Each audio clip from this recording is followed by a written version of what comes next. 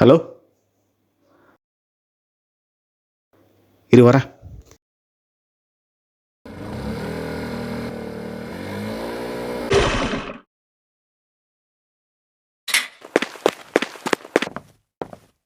என்னாச்சு?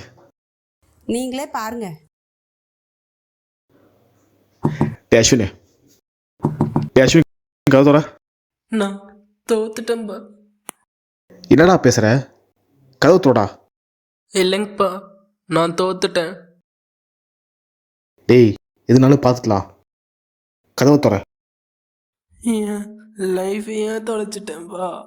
டேய், அப்பா நான் இருக்கேன். எதுனாலும் பேசிக்கலாம். கதவு மூட்டு தோற.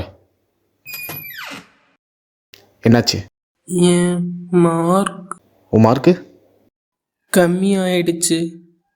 அவ்வளோதானே? மார்க் எவ்வளோ? 347 தான்ப்பா. நல்ல மார்க் தான்டா.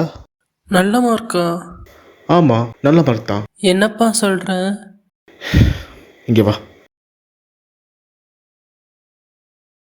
உட்கார். தம்பி ஒன்று புரிஞ்சுக்கோ. மார்க்குங்கிறது நீ காலேஜுக்குள்ளே போகிறதுக்கு ஒரு கீ மாதிரி தான். என்ன, டொனேஷன் கம்மியாகும், அவ்வளோதான். நீ 10th இருக்கிற மார்க் கூட நீ +1 என்ன குரூப் எடுக்கிறத பொறுத்து தான். அப்போது மார்க் லைஃப் இல்லையாப்பா? இல்லை, மார்க் உன் லைஃப் இல்லை. உன்னோட ஸ்கில்லும் உன்னோட டேலண்ட் தான் உன் லைஃப்.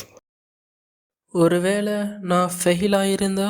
ஃபெயிலாக இருந்தால் என்ன, அட்டம் எழுதி பாஸ் ஆகிக்கலாம்.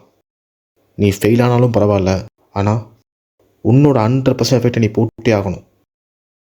உன்னால் என்ன முடியும் நீ காட்டியே ஆகணும். அது வரைக்கும் தேவையில்லாத டிசிஷன் வந்து போயிட்டு தான் இருக்கும். அதை நம்ம தான் கடந்து வரணும். அதை கடந்து வந்தால் நமக்கு ஒரு ஸ்பெஷலான ஒரு வாழ்க்கை இருக்குது. அது வரைக்கும் நீ வெயிட் பண்ணணும்.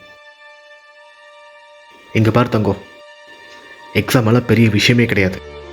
நம்ம லைஃப்பில் வர சின்ன ஒரு செக் மாதிரி தான். அதுலேருந்து எப்படி வெளியே வரணும்னு பார்க்கணுமே தவிர அதில் மாட்டிட்டு முடிக்கக்கூடாது. புரியுதா?